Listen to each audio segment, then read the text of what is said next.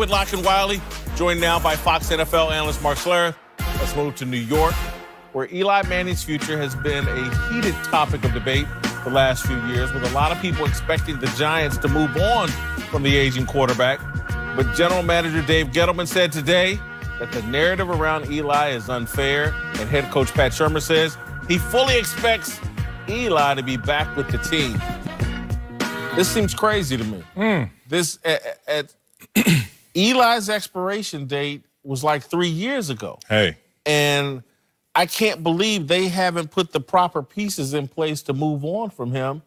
And if he wants to go someplace else and be a stopgap quarterback, a mentor for someone, he needs to do it someplace else other than the New York Giants.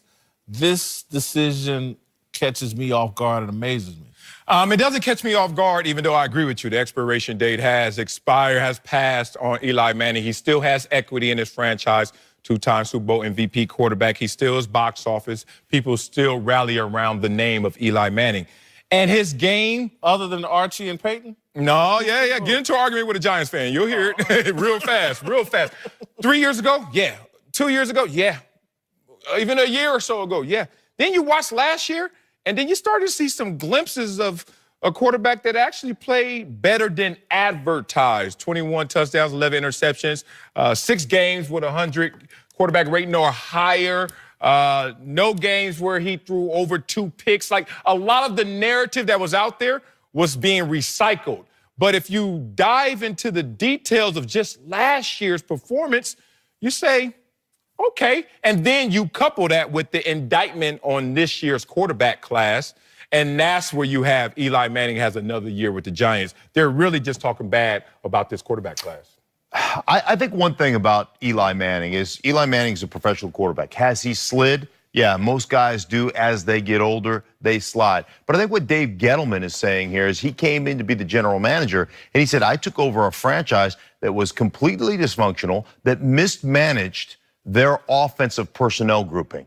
And I think one thing is when you become an elite quarterback, you tend to overlook a lot of issues that you have on your football team when it comes to building your football team.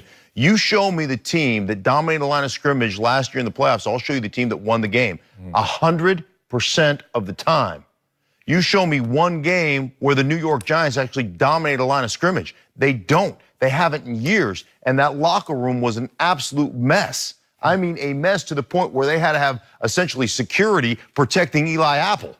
Like, that's how much of a mess that room was. So I think a lot of it's easy to put it on Eli and say, Eli's no good anymore. But I think Dave Gettleman comes from an angle of, hey, they didn't build this team from the inside out.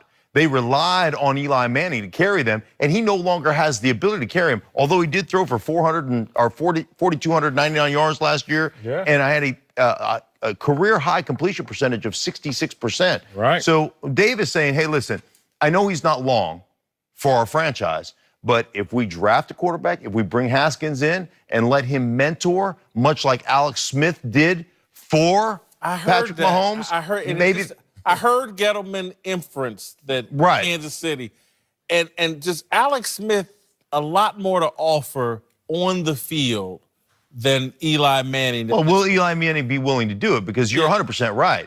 Talking to Matt Nagy, who's now the head coach of the Bears, but was the offensive coordinator, he was like, the growth of Patrick Mahomes, a ton of the credit goes to Alex Smith, the way he took him under his wing, the way he coached him along, the way he helped him prepare, full well knowing at the same time, hey, this kid's taking my job. Like, I got to go find a new job. Now, Eli just knows he's leaving.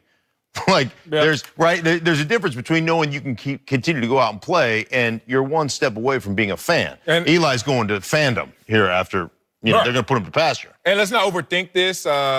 At the root of all this sports, professional athletics is a business. He's still good for business while you figure out what's best for business. And that is another quarterback coming in the fold that you can trust. And there's not a quarterback in the landscape right now that they could trust. So you go to Eli, like you said, who had some numbers last year, top 10 in terms of yards and his best completion percentage.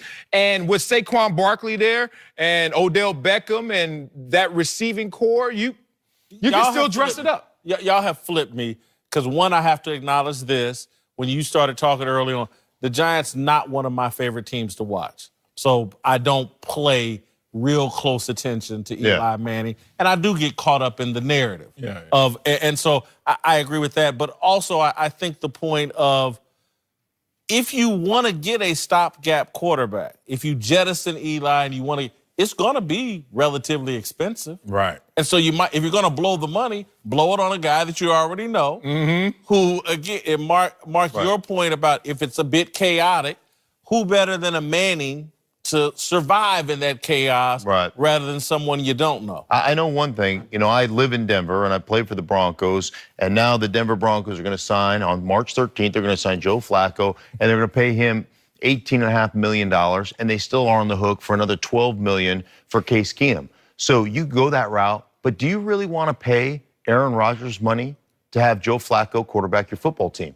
That's what will go on in New York Giants right now, because you got to pay Eli, and you're going to bring a stopgap, maybe a middling type quarterback in there, pay him $10, $12 million, and now all of a sudden I'm paying elite quarterback value for, for return. I think that's what you have to look at as you managing your franchise. And it's smart money. You have someone who's promoting your franchise in the right way, someone who still has the Super Bowl mojo on him. He's got some cachet, right? Yeah, I mean, everywhere he goes. Right last name. Yeah, he has the right last name. And look, this team, that's true. Is as faithful as its options. And they don't have any options, so they're going to show one more year of faith to Eli Manning. All right, coming up, Russell Westbrook's latest fan showdown with a kid.